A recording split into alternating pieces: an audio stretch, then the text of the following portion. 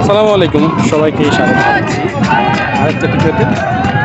আমি মূলত যেখানটায় দাঁড়িয়েছি এটা পুরো জায়গা জুড়ে শুধু পাথরের পাথর, দেখেন অসংখ্য পাথর। আর এই পাথরের মাঝখান দিয়েই বিভিন্ন ঝর্ণা প্রবাহিত হয়েছে এবং সেই ঝর্ণার যে পানিগুলো আছে এই পানিগুলো একদম খুবই স্বচ্ছ এবং নীল বর্ণের ঝর্ণা। আর এইখানে উপর থেকে প্রচণ্ড তাপ পড়তেছে আর নিচ থেকেও তাপ উঠতেছে, মানে দুই দিক থেকে তাপ উঠতেছে এবং উপর থেকে পড়তেছে।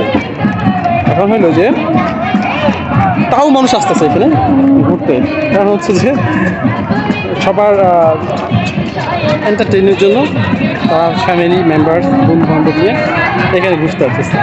জায়গাটা অনেক সুন্দর, তবে একটা জিনিস আমার খুব খারাপ লাগলো, সেটা হচ্ছে যে এইখানে যারা আসে তারা কেউ না কেউ এই কী করে যে এইখানে যে পাথরগুলো আছে, জায়গাটা আমরা সাথে থাকে, এইখানে যে পাথরগুলো আছে এই পাথরগুলো হচ্ছে একটা করে ব্যাগে করে নিয়ে যায়। তো যেটা সমস্যা হয়েছে যে আগে থেকে কিন্তু পাথরগুলো অনেক ফাঁকা হয়ে গেছে, দেখেন পাথর কিন্তু একদম ফাঁকা হয়ে গেছে। সবাই এইখান থেকে যাওয়ার সময় একটা করে পাথর নিয়ে যায়, এই জিনিসটা কিন্তু খুবই খারাপ, একটু ব্যাড। এটা একটা প্রাকৃতিক সৌন্দর্য, তাই না? তো এইখানে পাথরগুলো থাকলে তো দেখতে সুন্দর দেখা যাবে, ঠিক না? কেন আমাদেরকে এখান থেকে একটা করে পাথর নিয়ে যেতে হবে?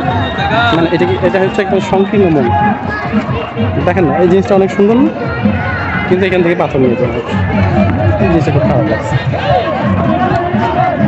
দেখেন ওই পাশটাই হচ্ছে ইন্ডিয়া, ওইখানে পাথরের কাজ চলতেছে, দৃশ্যটা কত সুন্দর, ওয়াও অনেক সুন্দর। খুব কম জায়গায় এরকম দৃশ্য আপনি দেখতে পারবেন, তার মাঝখানে বাংলাদেশের এই জায়গাটা অনেক সুন্দর। আপনি যদি এখানে আসেন অবশ্যই এই ঝর্ণাগুলো দেখবেন, এই পানি অসাধারণ অসাধারণ। ওই পাশটায় রয়েছে ইন্ডিয়া, আর ওই যে এই যে দেখা যায় না, ওই যে পাহাড়টা একদম ওই যে টাওয়ার আছে, এটা অনেক দূর থেকে দেখা যায়, রাতেরবেলা এখানে বাতি দেখা যায়, ভালো লাগে দেখেন।